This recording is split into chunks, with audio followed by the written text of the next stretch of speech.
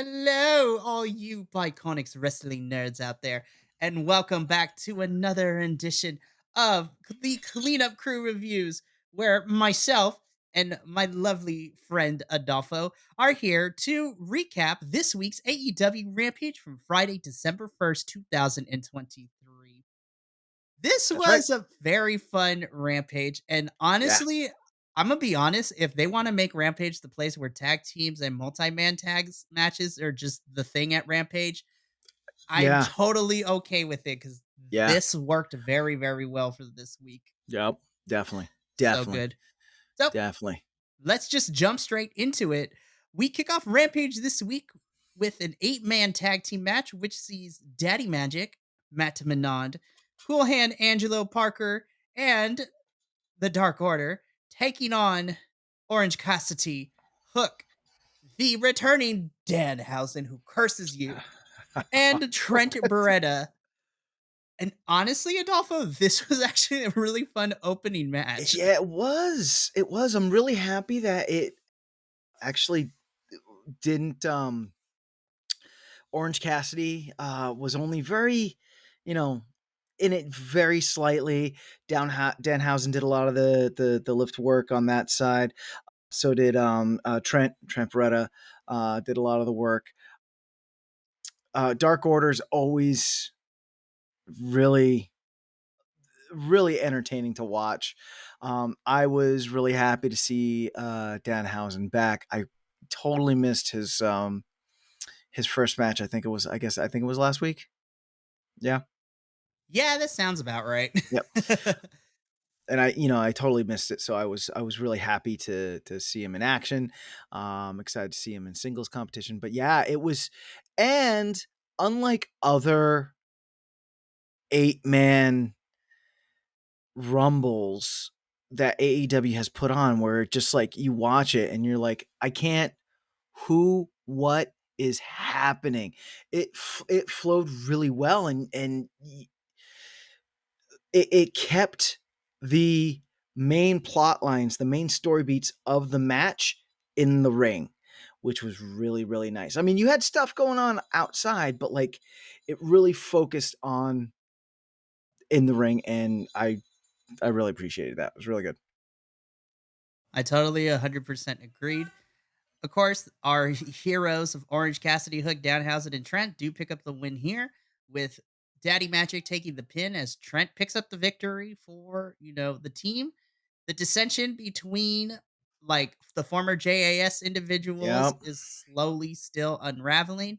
And Yep. actually, that leads into our first backstage segment where we do have Renee interviewing Saraya, Ruby, and Anna Jay. And Anna Jay. We forgot one thing though. Wheeler Yuta did come out for commentary, but he was so, you know, He didn't. He did caused a yeah, distraction for a hook, but it didn't. momentarily. You're right. Yeah, right. And that was it. That was it. I don't know. So okay, as the ROH representative, I think at Final Battle it's going to be Wheeler and Hook for that title, which I'm Oh, intrigued. without a doubt. I'm Without a very doubt. intrigued to see what happens with this. Without Just a as doubt. intriguing as this backstage segment was because Ruby is still on timeout from Saraya because she's flirting with Cool Hand Ange over Yep. here. And, Yep. the girls are fighting, so to speak, because Renee interviews them ahead of their 6-woman tag team match later and how they're all going to get along and whatnot. It was nice to see Anna Jay finally cut a promo without being interrupted by the JAS boys, which was very, Yep. very nice to see. Poor Ruby, man.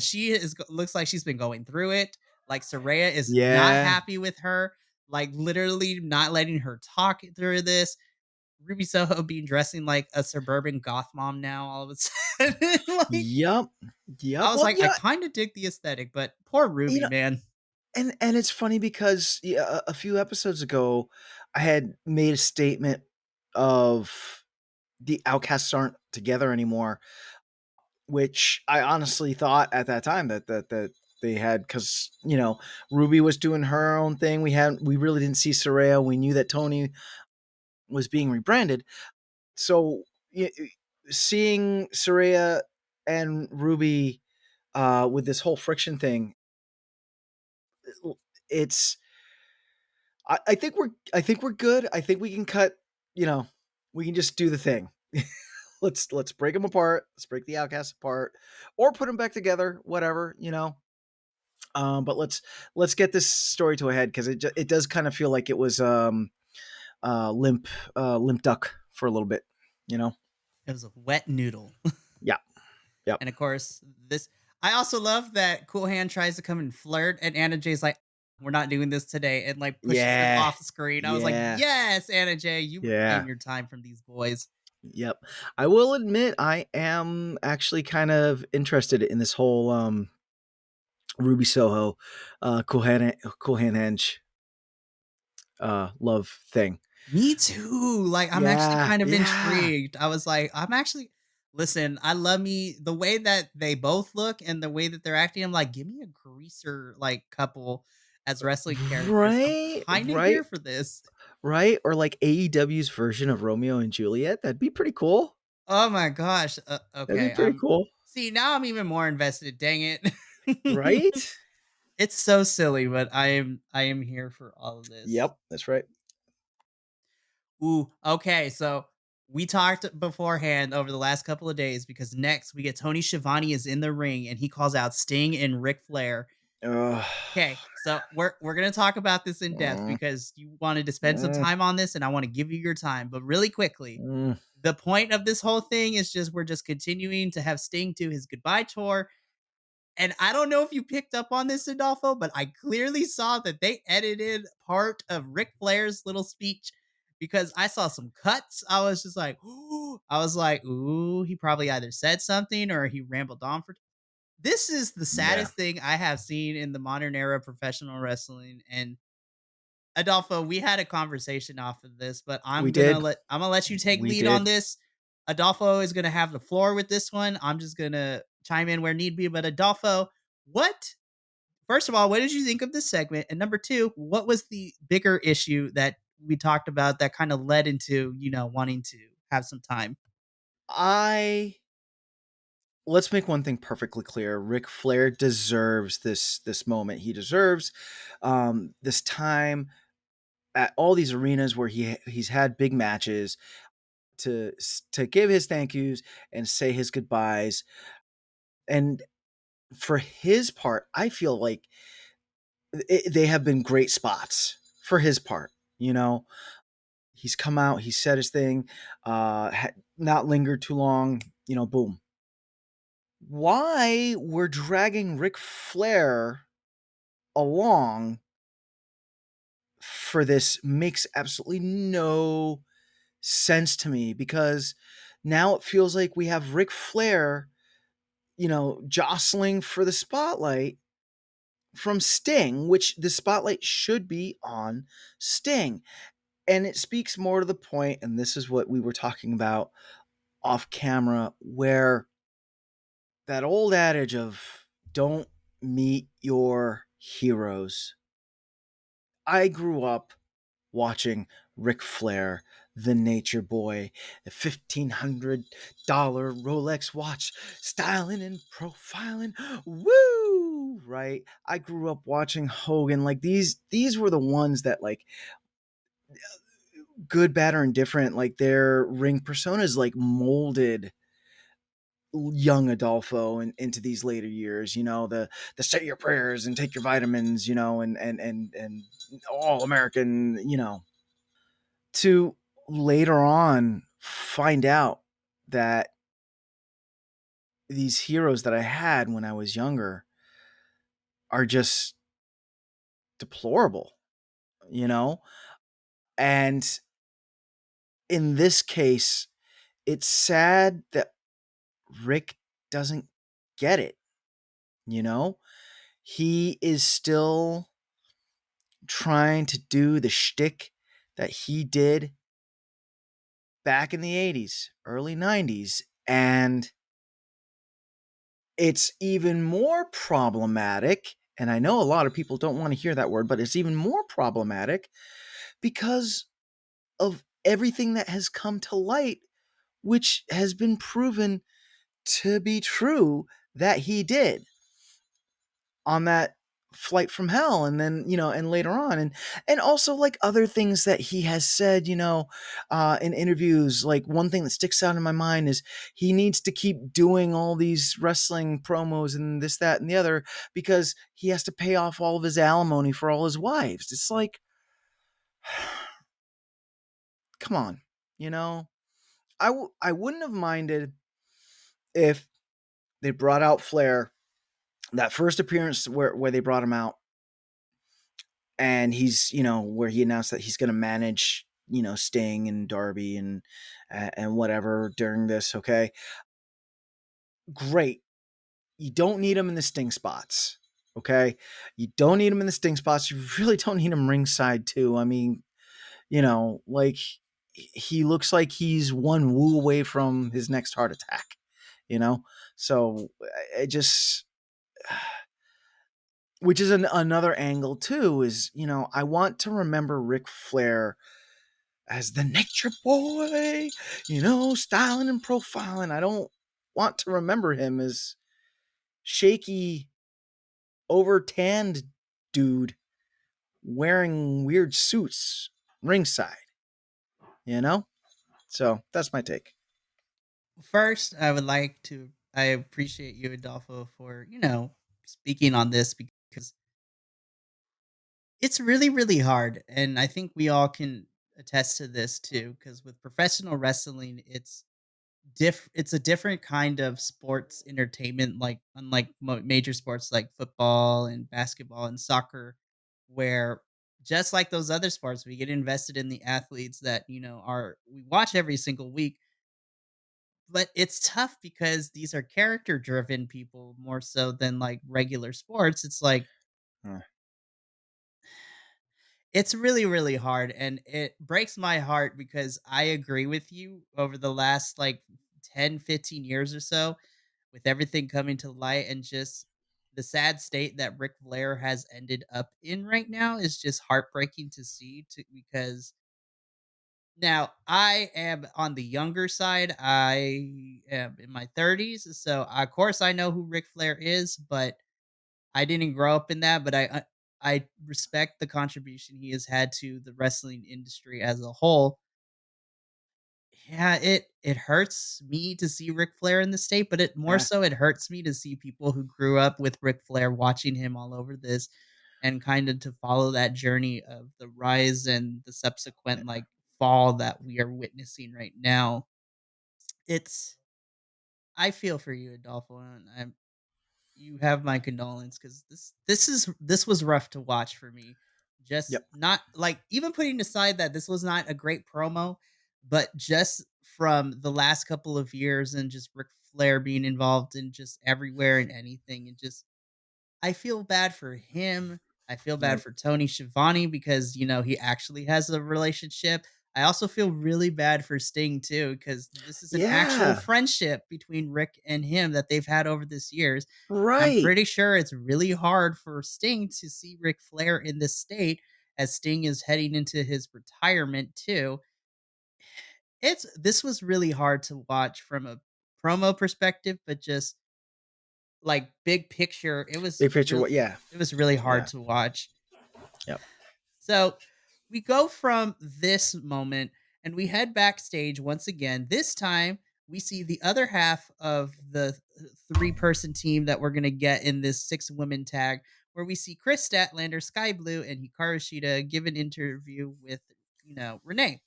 So Chris and Sky are still kind of having some issues because, yep. the fallout from Full Gear a couple weeks ago, Huh? and them still arguing. But I love that Hikaru Shida stepped in and is like, no, we're not Yep. going to be having this issues here. I was like, you're angry. Both of you are angry for not winning the TBS championship, especially you, Sky. Chris, you're angry because you lost your title. I was like, remember, I lost my title to Tony too. So we all lost something. So let's take this and channel it into our match, and let's pick up some momentum here. And I Yep. was just like, thank you, Hikaru, for being the voice of reason. Yeah, this was the best mic work I've seen out of Hikaru. This is the best mic work I've seen. Well, I don't want to say it's the best, but this was good mic work from Chris, and this was good mic work from Sky. But most importantly, you know, it didn't linger or anything like that. They didn't do anything stupid. They did the boom, boom, boom. Let's go and fucking wrestle. Sorry, I let it slip. My bad. Listen, But it's all good. but but yeah, and they went off and they wrestled, and it was great. It was a great spot. I loved it. It was so great. So, okay. This one's gonna be tough to talk about too, but like not in the same sense as it was Tony, Sting, and Ric Flair. So first and foremost, the first half of this, we get a six-man tag between the Don Callis family, which is represented with Kyle Fletcher, Konosuke Takeshita, and Powerhouse Hobbs taking on what I have dubbed the Job Squad, the local enhancement Yep, talent, the local yep, wrestlers, which yep. I always love that we get local wrestlers on television. Now, For, this for ended up being all for all minute for all 30 for seconds. all 30 seconds because Powerhouse Hobbs just cleans house and picks up the victory. And I was like, I feel bad, but you know what? I guess that's fine. And I would have been okay with this had that been the only thing, but no. Once again, we get a promo from Don Callis himself at the end of this, and we're still feuding with Kenny and Chris Jericho all of a sudden. I'm like, Why? I thought we dropped this. Like they AEW, I thought left this in the wind because we didn't get much of anything like since All Out back in September, and all of a sudden we're picking up back again. I'm like, no, you guys, like Stop it. oh my stop. Stop.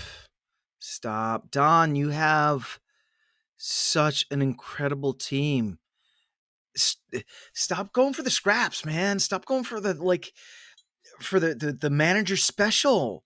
Go straight to go after the acclaimed. Like, what the hell are you waiting for? What do you, That's what I'm you saying, and that's what I was right? thinking too. Like, honestly, like, Right. I love the acclaim, but we're not doing anything with the trios championships. Like, I if we was put them on the right. Don Callis family, like, I'd be cool with that. Like, let them have a run with it. Like, let them go after some folks. But Well, I'm on the flip side. Like, I want to see the Don Callis family and the acclaimed feud, right, and then we can lead to a championship belt. Because yeah, like you said, they're not doing anything with the trios match, and other than the Don Callis family, there's really no other consistent trios in AEW that that show up. Yeah, they'll pull teams from ROH and whatnot, but like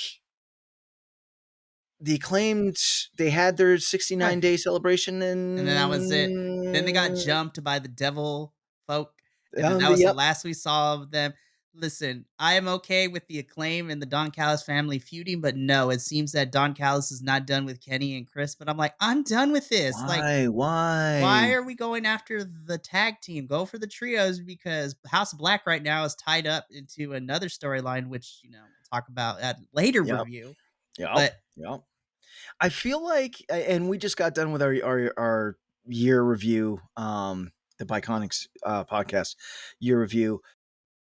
Go check us out at Biconics Podcast on YouTube. Like, link, chit chat, whatever. Anyway, um, but it seems like for the better part of this year, that has been Don Callis's shtick was Kenny Omega. I can't really think of anything else Don Callis has done other than like pine, if you will, after Kenny Omega in one way or another. And because like at the beginning, it was with I think if I think it was like the BCC, right? He set himself with the BCC because they had the whole where he had the screwdriver and all that, and they had their big match at All Out. Was their match? Yep, they had the big match at All Out, and you would think Don Callis would have moved on from that point, but like literally this year, his whole stop it, Don, stop it, stop it, bad Don Callis. oh my goodness. I don't know, man. Like, I love the talent that is Powerhouse Hobbs, Kyle Fletcher, and Konosuke Takeshita, but They're great. AEW, we I it's literally a get off the pot type of moment for this storyline because I thought we had moved past this. The Golden Jets have their tag team opportunity down the line, but we're going. I don't. Yeah, I yeah. I want to move on. So Next. So next, we see like a pre-cut pre-recorded backstage segment where we see Prince Nana. I gotta do the dance every time I mention his Yeah. name now. I don't care what nobody says, it's great. But Prince Nana and one of my favorite peoples outside of the ring because of how nice he is and such a nerd, Brian Cage, they're talking about like, I love that we finally on camera addressed why the Gates of Agony are not there with Mogul Embassy because they're out in New Japan right now doing things. Yep. But Brian Cage in the main event needs tag team partners. So Prince Nana pulled up the workhorsemen of JD Drake The and Anthony. workhorse men. Yeah, Yeah. Anthony Green to tag team with Brian Cage in the main event tonight for Rampage. And I was like, oh, there's going to be some schmaz, and I'm here for it. Listen, I love the Workhorsemen. They do some great stuff in Ring of Honor. And them and Iron Savages are like the two teams. As long as I get more of them on my screen, I'm not going to complain. But ultimately, Right? this answers what happened to Mogul Embassy. And it sets up, Brian Cage has tag team partners for tonight's main event. So then we get into our 6 women tag team match where we see Saraya, Ruby Soho, and Anna Jay taking on the team of Chris Statlander, Hikaru Shida, and Sky Blue. At this point, after this match was over, I gotta say, I was like, you know what? This is women's wrestling. I was like, oh my god, AEW actually can do a good women's wrestling match. Like, why was it was I love this match so much. All 6 of these girls like did great. There were a couple of spots I was just like, I don't know how I feel about this, You're right. Yep. but honestly, I think the star for me in this one was Sky. Actually, Sky did really great this match, man. She did. She did really great. This was the first real time I actually saw Anna Jay wrestle, and that was great. Chris Statlander was fantastic. Kudos to Hikaru Shida, because she is such a bright star in the women's division, and again, I feel like she held back so that the others could shine, which was great. And the outcasts, the whole maybe simple lizard brain, but I really enjoyed the whole like the bickering with the outcasts, and Anna Jay and like Soraya pining over Anna Jay, and then Ruby coming in and trying to get her attention type thing. Like I found that entertaining, and I thought it was a good story. It was a good story for the match, and yeah, it was a great match.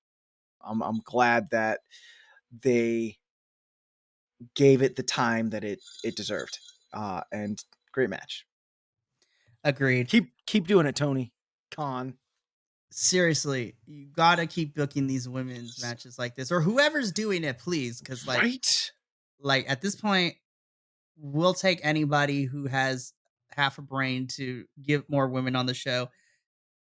Our faces, I guess our face team wins because I'm still iffy on Sky Blue if she's a face or not. But Chris, Hikaru, and Sky win the match. As you said, Saraya and Ruby.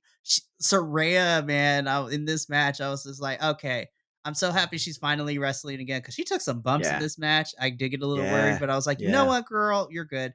But then the aftermatch of her like literally pushing Ruby out the ring, like go in the Yep. corner right now. I was like, ooh. Yep. Yep. Yep. This breakup's gonna happen, and I'm actually kind of here for it. Right. Yeah. I'm like in a weird way, like in a high school, like, man, I want to see this. I want to see this It's go like down. I'm messy. Yeah. I was like, no, don't fight. Pulls out the phone to record the Yeah. fight. Click. Oh my goodness. So from here, we get the bumpers of what's happening on Collision the following night. And Yep. then we jump straight into our main event. And this is my match of the night. This was, oh my God, this is beautiful. Hey, Mikey, do we know what happened to Mark Henry? I'm not entirely sure because I missed it's time for the main event this week. I Yeah. was like, bro, what happened? It hasn't. I feel like for the last 2 weeks, he hasn't been around. I don't know. I'm Uh, gonna have to do some digging later. yep. But if I hope Mark Henry is okay, I hope everything's all good. We love Yes, Mark sir. Henry here at the Yes, sir. We Biconics. do. We love you so much. Yes, But sir. from there, our main event is a 6-man tag, which Yeah. sees Brian Cage and the Workhorsemen taking on the team of Penta El Cero Miedo Commander and El Hijo del Vikingo. Yes. Mm. And Adolfo, S- I'm about to shock you with what I'm going to say. Say it. I want to hear it. The Brown Boys won the match. Yes. Yes. Yes. Oh, oh, it was good. It was so good. It was so good. We can retire Oh, from this I happy, know. like, Yep. best. Yep. Wait. The way to cap the year off. You know what I mean? So let's ag- again. Pent. It was Commander, right? Yep. Commander was it? Yep. Penta, Hmm. Commander, and Vikingo. Vikingo. They work so well. Like I, I almost feel like after the match, they go and for the entire week they just work with each other. Because it just it's, all of the spots that they all did together were just so timed and so well done. Like when the three of them did the jump out of the ring Mhm. at the same time, and Vikingo did the bounce off the rope, which I thought was a flub. Was not. We'll cover that in Collision though. And then like when they did like the 1 2 3s, like splashes coming off the top turnbuckle, outside of the ring. I just those guys just either that or they share a brain, some sort of like psychic link. I don't know. But like, and it's art, man. The seeing those three work is just art. Not to denigrate Brian Cage and the Workhorsemen. Mhm. They did a great job as well, but it was really nice to see the luchadors come out on top. An interesting twist, having Brian Cage and Prince Nana leaving the Workhorsemen to get rocked. And Penta was just kind of like, he like looks up and he's like, okay.